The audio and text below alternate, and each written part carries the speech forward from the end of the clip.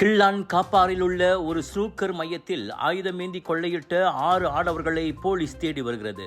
புதன்கிழமை இரவு 7 மணி வாக்கில் அச்சம்பவம் நிகழ்ந்ததாக வடகிள்ளான் போலீஸ் தலைவர் எஸ். விஜயராவ் கூறினார். பாராங்கத்திகளோடு வந்த அக்கும்பல் 823 ரிங்கிட்டை கொள்ளையிட்டு தப்பியது. முதலில் 3 பேர் அம்மையத்திற்குள் நுழைவதும் மற்ற மூவரும் வெளியில் 3 மோட்டார் சைக்கிள்களில் காத்திருப்பதும் சிசிடிவி கேமரா பதிவில் தெரிகிறது. இதையடுத்து ஆயுதமேந்திய கொள்ளை தொடர்பில் குற்றவியல் சட்டத்தின் கீழ் அச்சம்பவம் விசாரிக்கப்படுகிறது.